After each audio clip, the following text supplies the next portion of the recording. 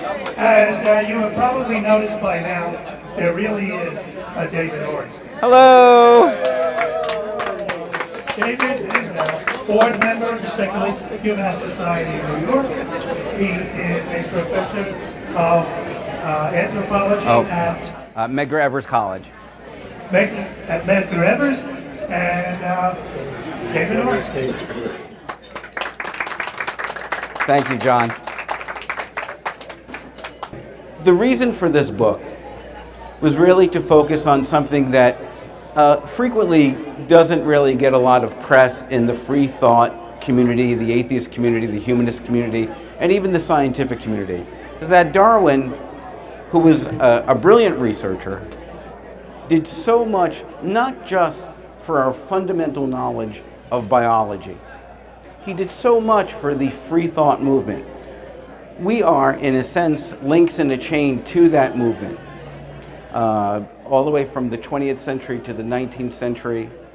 And it was Darwin's work that really did create an intellectual and a literary initiative which really meshed very, very nicely which was going on in the 19th century in terms of liberalization, in terms of secularization.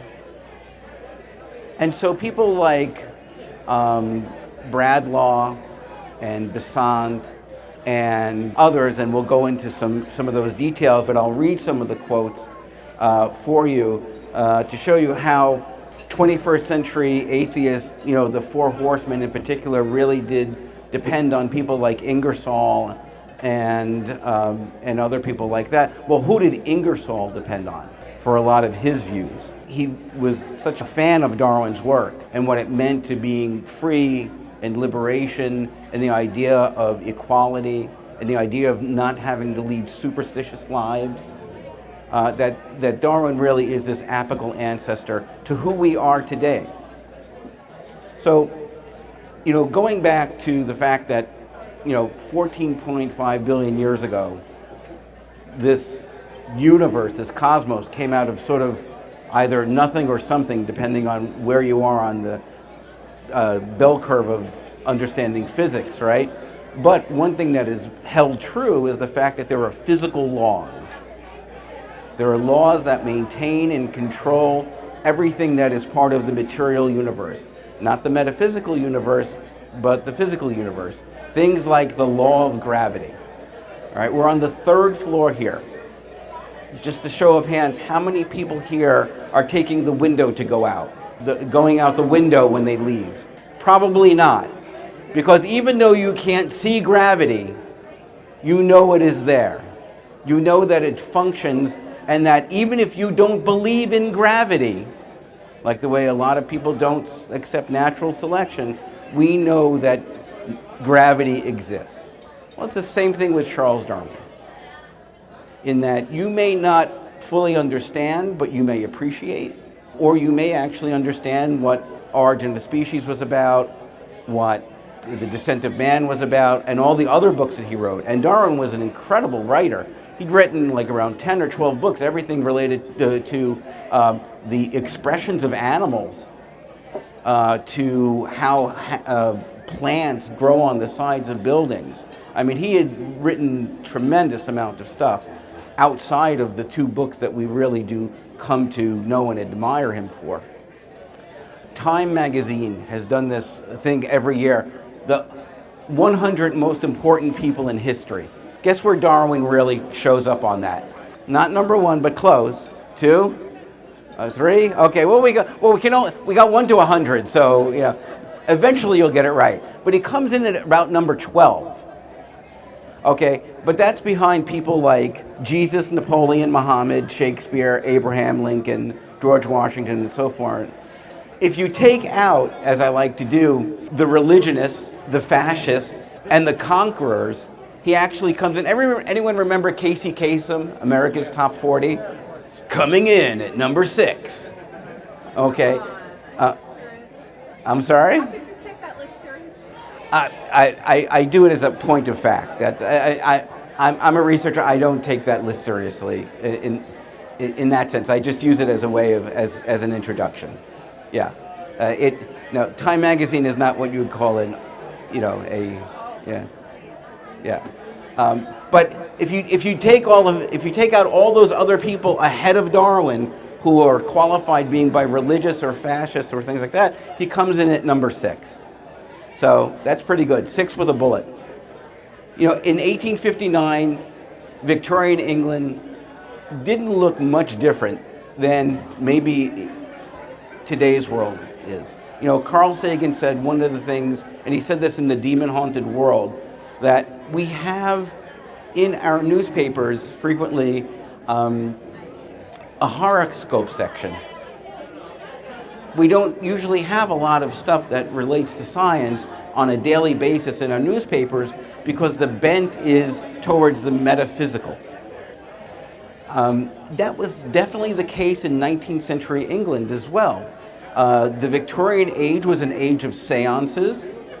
It was an age of tea readings. It was an age of anything that you can think of as metaphysical was going on. So if you really wanted to speak to the dead or have your palm read, this was not considered outside of the realm of good, if you will. And it was all the way up to Queen Victoria herself, who was very much into the metaphysics. This was the world that had been created in the 19th century, which was almost a reaction to everything that happened for the last 400 years from the Enlightenment on, this sort of snapback to a belief in the supernatural as real. And that was something that Darwin himself had to deal with because the people who were in authority at that time, whether they were either supernaturalists or they were connected to the Church of England, or they were in some way connected to a vested interest in seeing both science and religion as co-equal, or pardon me, not co-equal, where religion comes before science. And so Darwin was fighting this uphill stream. One of the reasons why he didn't publish for 20 years, because Darwin didn't like conflict, was simply because he knew what his book, and there's nothing in Origin of Species which mentions human evolution. It is just about natural selection. But you can infer from that, if we are biologically based creatures, that we are in the same place as chimpanzees and birds and coelacanths and sort of everything else. And that, of course, disturbs the social order, right? Because if you look at the 19th century, Europe owned an awful lot of the rest of the real estate on the planet, and it was about Christianizing it, right? It was about savagery and barbarism and civilization. Well, who was civilized? White Europeans. Everybody else was not. And so Darwin's work really challenged that assumption simply because what he said was, no, we are all one human group of people. So that was one of the reasons why he did not publish for almost 20 years. Darwin was so afraid of confrontation. However, he was in the true sense of the word, collaborator.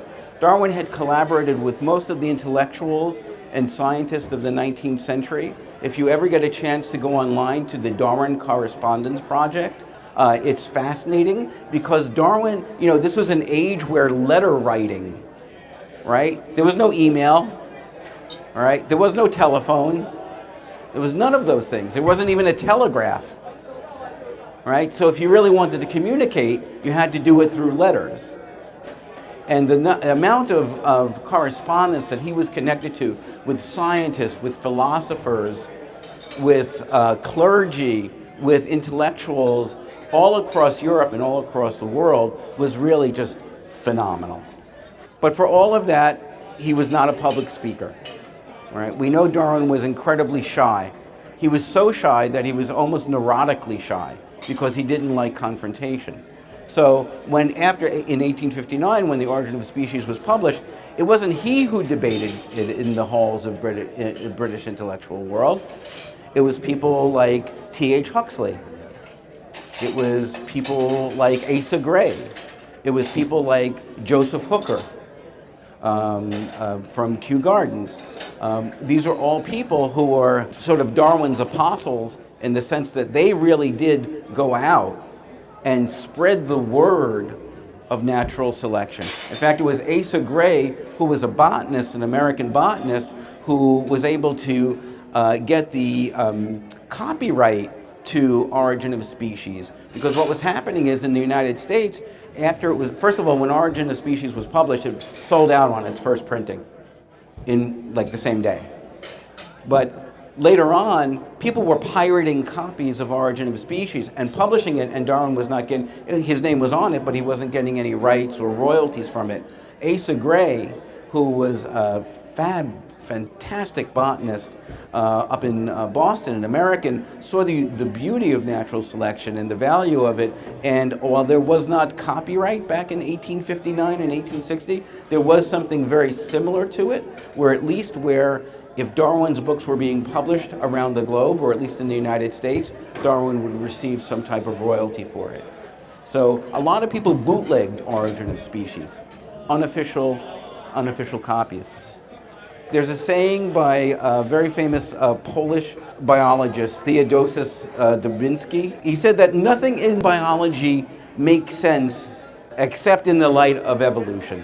And this is really important because you get this sort of written by this guy who's a biologist. You look at Carl Sagan, who's writing how, we are the way for the universe to know itself. You have Neil deGrasse Tyson, who writes these beautiful tributes to science, which essentially say that we are all one family because we are connected to each other biologically, we are connected to the earth chemically, and we are connected to the universe atomically. And there's an awareness there that what Darwin's work has done was connect us all. Every nascent science that has, from the late 19th century forward, owes its existence in some cases, certainly, but owes its reliance on natural selection to prove its validity. And in the social sciences as well. Certainly as an anthropologist, I see the work of Darwin as being seminal to primatology, evolution, even though it's not biologically based. And there are really three things that happen in biology, right? You speciate, you adapt, or you become extinct. Well, that's the same thing that happens in culture. That is, a culture adapts, it speciates, it splits into different cultures, or it becomes extinct. And there are a wide variety of reasons. That's the same thing that happens with language. So you can actually almost take a natural selection approach to things like culture and language aside from biology. So that work is very, very important. So Darwin's work comes out at a time, and also we can't forget Alfred Russel Wallace, who, if you know anything about him, a lot of people feel that he was robbed of the mantle of natural selection. The reality to that is that Wallace was a younger man than Darwin. Wallace had actually lost most of his species. He spent many years in the Amazon rainforest, and Wallace had the bad luck of sending most of his materials ahead of him on a ship that caught fire and crashed and burned, and not only did he lose his species, but he lost a lot of all of his writings about them as well. So he was sending stuff back when he was in the Amazon, but in fact, when he wrote his 20-page paper and sent it to Darwin, because again, great correspondence, which basically laid out in 20 pages natural selection, that was one of the key motivators that got Darwin ready to move forward. And Wallace, for his respect, who had immense respect for Darwin, never felt cheated in his own lifetime. You can almost make the argument that great ideas happen because of the time in which they come. If they come too early, you're seen as an insane person. If they come too late, well, they may not have value that way as well. But natural selection hit at a time when there were so many other things happening in 19th century Europe. Liberation movements away from the church being the center of not only public life, but social service life. That is, the idea is that, no, the state has a responsibility to educate the children, not the church. That laws regarding child labor, how we take, or labor in general, were all happening in the 19th century. How we cared for and respect people with disabilities was changing at this time. How we care for and respect people who have emotional or mental disabilities was changing at this time. The abolitionist movement, the suffrage movement, all of these things by 1860 were catching fire. The liberation movements of different countries to not be under the thumb of their European masters were all happening at this time in history. And this is the time of history that if you take away the things that were happening in England regarding mythology and mysticism, these were the social undercurrents, the revolutions that were going on in Europe and in other places that were sort of throwing off the past and becoming, in a way, more secular, more democratic, and more related to the material universe. So this is why Darwin's work, I think, was so important to the free thinkers of the time, because so many of the free thinkers were abolitionists. So many of the free thinkers fought for a woman's right to choose her biological destiny. They fought for labor rights, all of these different things. And some of them paid the price of being jailed for their ideas.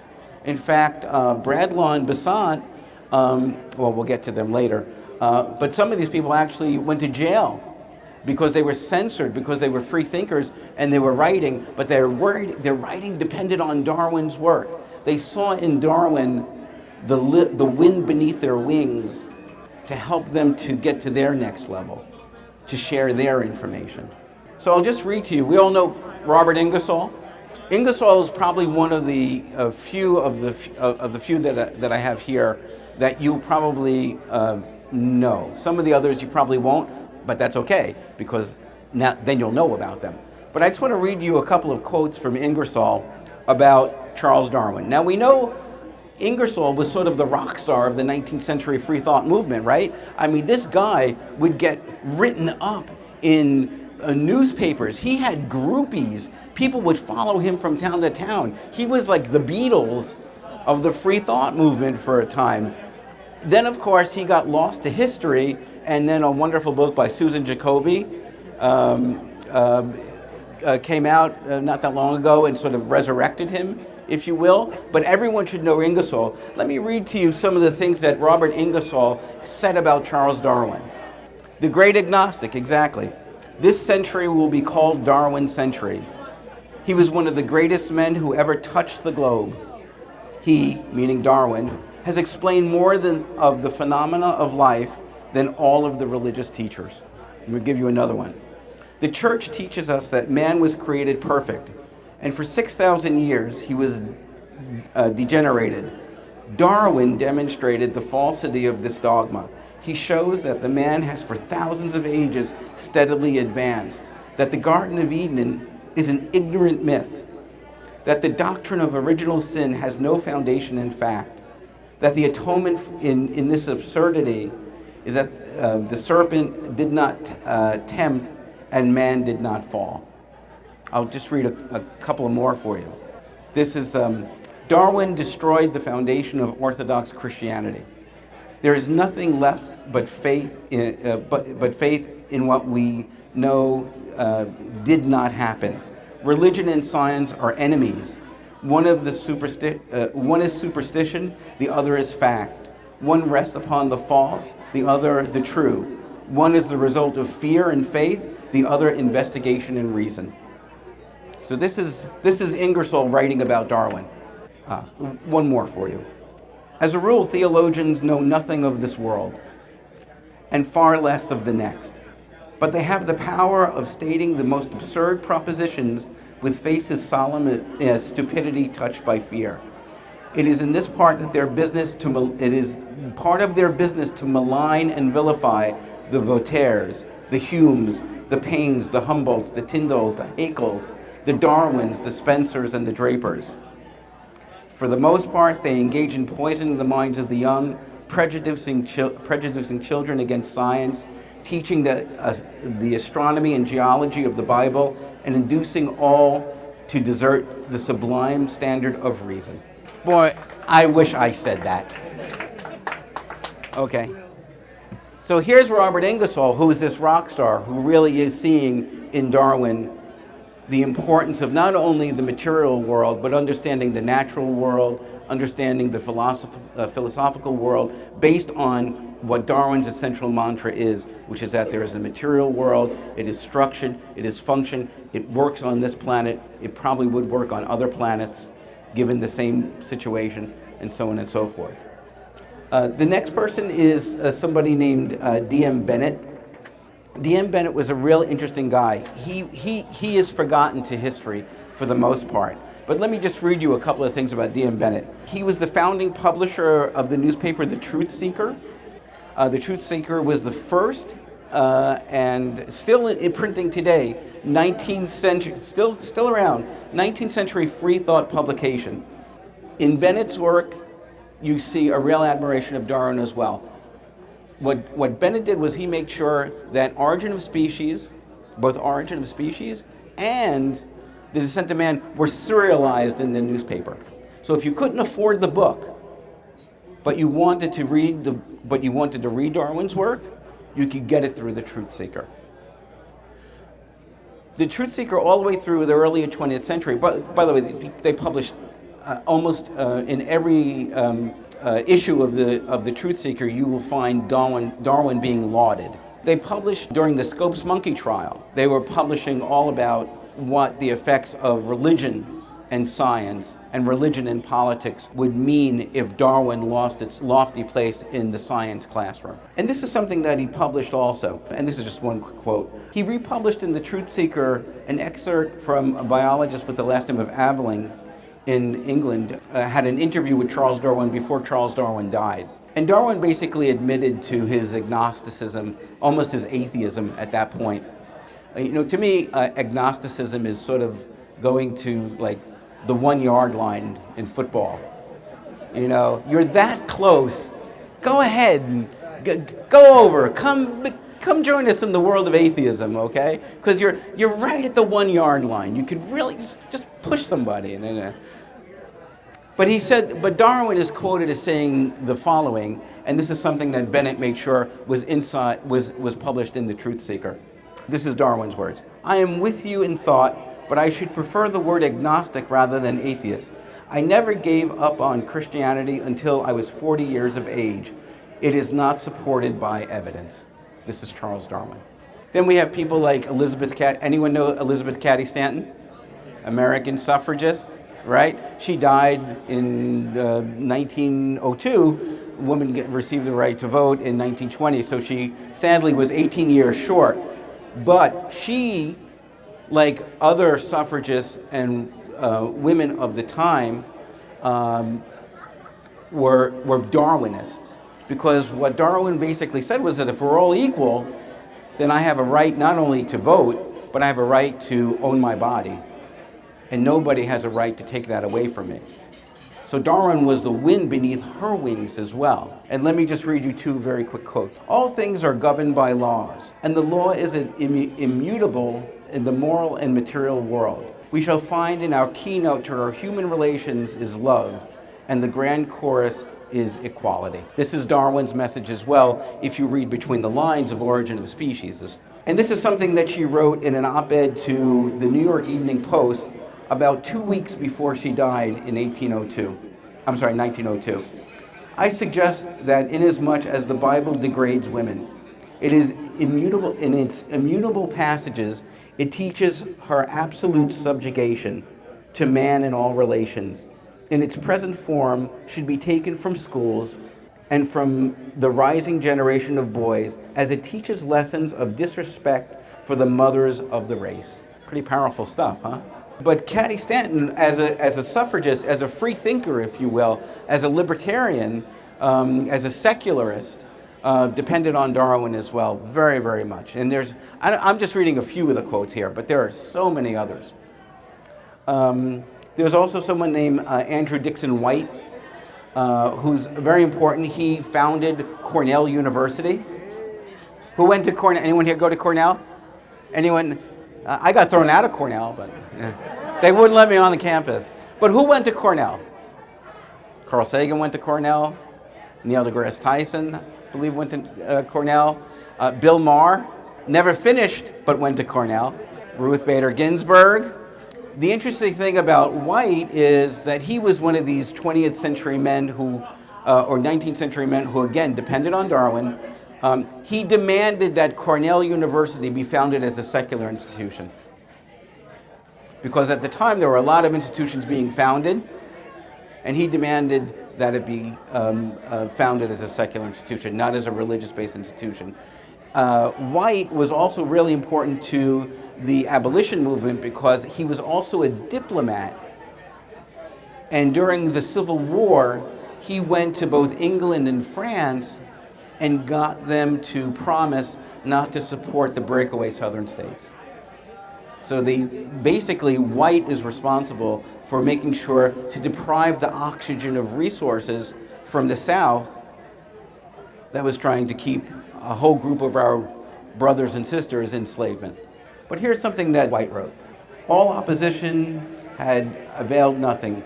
Darwin's work and frame were secure. As men look back over his beautiful life, simple, honest, tolerant, kindly, and thought upon his great labors in the search for truth, all attacks faded to nothingness. He's writing this about Darwin to say basically that even though people really did try to take him down for motivations related to their experiences and wanting to see the church be supreme, that their failure is in direct correlation with Darwin's success and the people who accepted Darwin's seminal work. Now we cross the pond, if you will, and we go to the United Kingdom, and there are a few other people that I want to just quickly mention. Charles Bradlaugh was a publisher in the 19th century as well. He and Annie Besant were responsible for publishing an 1837 republishing an 1837 paper, which basically, written by a physician, which basically explained to men and women how married couples in particular, because that was the idea at the time, how not to get pregnant. And this was the sin of all sins. Frankly, if you go to like Alabama now and maybe Mississippi, you might find the same thing. We've moved forward in a lot of different ways, but not all. But they republished this work by this doctor from 1837 and about 1870. And the interesting thing about Bradlaugh was, aside from him being a newspaper publisher, he was also a member of Parliament. And one of the things that happened to him was he refused to take the oath of office on a Bible. So they never officially sat him in Parliament, but he still voted as if he was an MP. And they fined him, and they tried to jail him for it. And they fined him, and they tried to jail him and Annie Besant when they republished this this pamphlet, if you will. So what do they go and do? Not only do they flout the religious oppression and censorship of the time, but by the time their trial is over, they have now given out 125,000 of these little pamphlets on how reproductive freedom could look like. So here's some of the things that Bradlaugh said. Darwin's anticipation of the judgment passed upon his views have been more than realized. The great objection to his view is commonly expressed in the words, what it leads to. There can be no doubt that it leads to the assumption of natural instead of supernatural causes. Those who do not wish to relinquish their notion of the supernatural, producing, sustaining, and guiding the natural, had better leave Darwin alone. And this is something else that was published. I told you from the outset that I could come to these conclusions by the way of science. From science, especially your Darwinian science, you can learn so much. You are the students of Darwin and have learned something to his views and to his great truths. Will you know that I mean this by his idea of changing the environment, the surroundings, as well as changing the individual? There are a few others, but for the sake of my 5 minutes, I'm just going to go through. Then there's George Foote. Anyone know George Foote? If you're from, you know George Foote. And do you know Chapman Cohen? These are two other people who are late 19th century freethought advocates and writers. Foote, unlike Bradlaugh, who skimmed going to prison because he was involved in politics, actually did hard labor for his writings and the censorship that he fell under for writing for freethought publications. This guy did hard. I'm talking about, I'm going to have to, for the next 10 years, move boulders from over here to over here, just for wanting to express himself and the ideas of what we've come to know as humanism, free thought, secularism. I'll just read very quickly. In a certain sense, however, Darwin's achievements are more remarkable because they profoundly affect our notions of man's position and destiny in the universe. This is Foote on Darwin on God, because he wrote a whole bunch of stuff on Darwin. My object is to show the general reader where Darwin's views on religion, and as far as possible, trace the growth of those views in his time. I desire to point out in particular that he, through the lead ideas of theology, were affected by the doctrine of evolution. Further, I wish to prove that there is no essential difference between agnosticism and what has always been taught as atheism. Okay, so the question is, why does this matter? Why does it matter? Why did it matter then? And why does it matter now? Why should we give? Why should we care? Why should we care? Why should we care? Go ahead. First of all, I think about charter schools, Right. religious-based, about the yeshivas that don't teach math, science, anything. I think about what's happening with the evangelicals and our current government. We seem to be... Wasn't yesterday the National Prayer Breakfast? Oh, God, Huh? Does any? we're regressing. We're going back into the dark age. This is the essential point, exactly. That what you saw in 19th century as a reaction to Darwinism, which is not, people would like to make it seem as if Darwin is this really bad, vicious thing. Really, it just really is understanding natural selection is equivalent to understanding gravity. Okay, but it costs people their place in authority. Right? The same thing that was affecting the people who were against Darwin in the 19th century are those same people who exist today, who in some cases hold political power, certainly they hold religious power, certainly they hold authority in a lot of different ways, sometimes in education, sometimes in the White House, sometimes in Congress.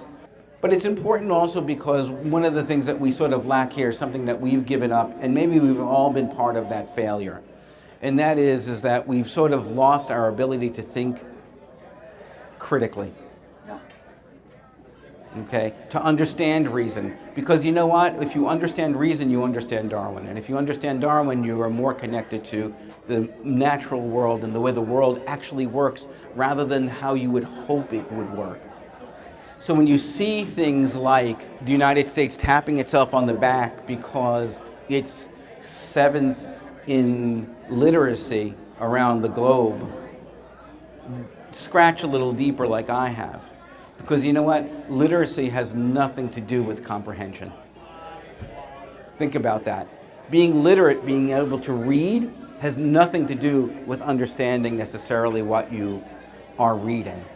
So you say 7th in literacy, great job USA. Except when you go look at the PISA rankings, you find that the United States is something like 36th in math. The PISA rankings, these are the educational rankings, global educational rankings okay? So we're 7th in literacy, but we're 36th in math comprehension. We're 7th in literacy, but we're 24th in reading comprehension. We're 7th in literacy, but we're 26th in science understanding.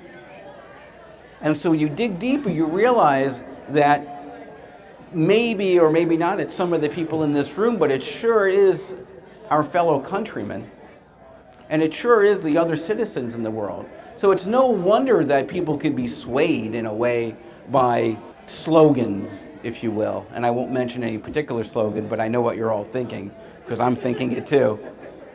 Make America great again. Sorry. I don't want to politicize this necessarily. But it's easy to be able to manipulate people when they have the literacy comprehension, but the literacy ability to read words, but not necessarily to understand and comprehend the meaning.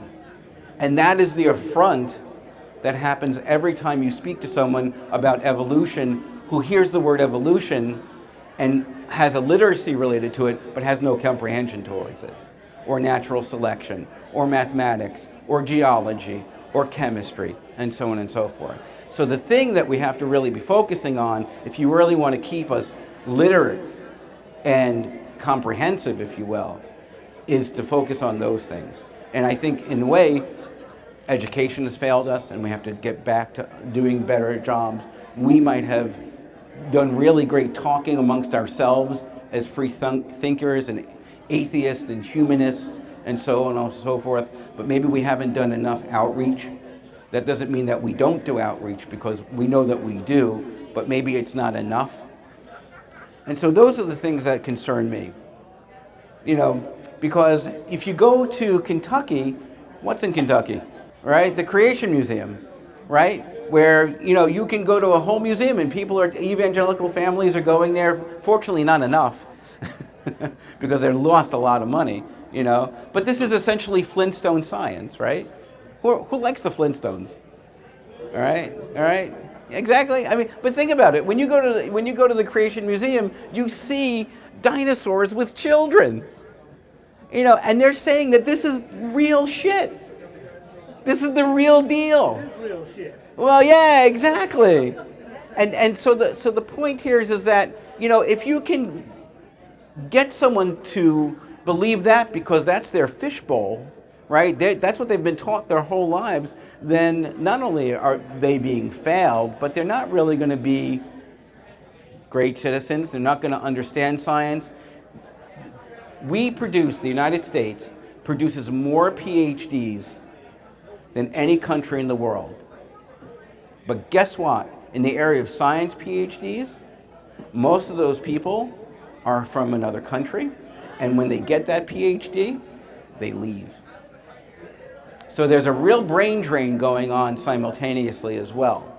And so these are the things that we have to be cautionary tale. This is not a tale of two cities, but this is definitely a cautionary tale, in that if we're going to understand and remember Darwin for his brilliance, his ability to understand the material world and nature and the fundamental concepts of natural selection and how those operate, even if we don't accept them, then we have to understand how other people don't understand those things and then be advocates for this as well. And I know you can't see this here, but I've got Rick Santorum, who, if you remember during the No Child Left Behind Act, you know what he did? You know what he tried to sneak into the legislation? Go ahead. Okay, all right. He tried to sneak in intelligent design verbiage into the law, which was eventually struck down. Okay. I also have here a photo of Mike Pence, who, as I like to say, is the very pale Michael Scott, if you're an Office fan. And this is the guy who, before he became vice president, read into the congressional record when he was in Congress this whole long diatribe on how Darwin is wrong and natural selection is wrong. And that in the end, the proof will show that we have been intelligently designed. This is in the congressional record, folks. How come I wear glasses? How come we could choke, right? I mean, if we're so intelligently designed, how many people have back problems? Okay, I mean, just to name a few. I mean, we could go on and on and on, you know. I would love to have 4 stomachs. You know, think of how much easier it is to do all your food and all that stuff. But we have one, you know, so on and so you can go into a lot of that different stuff. And to sum up, so let me leave you these few thoughts. We have been essentially, because of Darwin's work and other scientists as well, we have been liberated from the deception and the inadequacies of a theology-centered view of the cosmos. We owe that to Darwin, primarily, but we owe it to a lot of other scientists and philosophers as well. Our knowledge has been enlivened, and our self-awareness and our understanding of the material world has grown immensely because of Charles Darwin and his impact on not only the sciences but also philosophy, of which humanism is a brilliant and beautiful philosophy. We have unlocked the theory of natural selection, and it has led to thousands of discoveries across all scientific disciplines. Darwin has shown us that we are one single species with a common ancestor that brings us all back to Africa. Anyone ever do their 23andMe?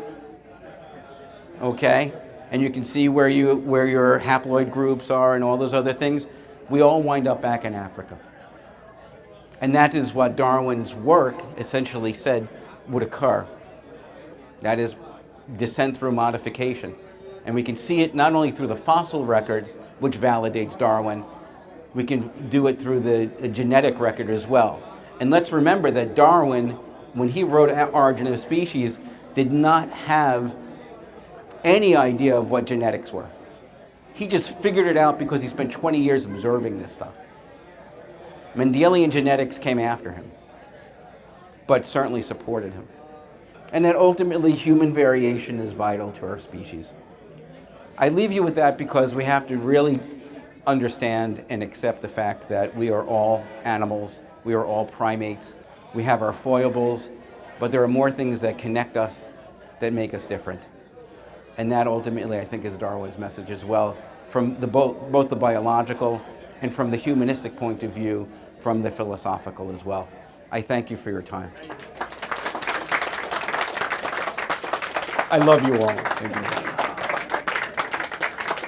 And it would have been even better if you had projection. That's right, exactly. So if you think this is good. Yeah. That's it. Our revels now are ended. Questions, Q&A. Do you want to? Yes. Darwin's wife, what were her religious beliefs? She was. This is another reason why Darwin was so hesitant to publish, because the more he researched, the more he realized there was no divine presence. Darwin's wife, until her death, was a believer. Darwin actually, by the way, Darwin, which is very interesting, did not have a degree in biology, did not have a degree in medicine. You know what Darwin's degree was in? Theology. Theology. But he never practiced, of course. But you know, when you're a well-to-do Englishman in the 19th century and you flunk out of medical school, which Darwin did do, okay, the choices were very, very limited. So he has a degree in theology. But yes, Darwin's wife was deeply, deeply religious and deeply saddened because she feared and actually told Darwin that I have a feeling because of what you've shown the world, we will not be together in the hereafter. But Darwin really became an atheist, I think, when Annie died at the age of 9. It was his favorite child. Darwin Wedgwoods had 10 children, and Annie was Darwin's favorite, and she died at the age of 9. We'll see if that generates anything. But it's not a one-woman show anyway. So, but over there, they're very excited about it. You know.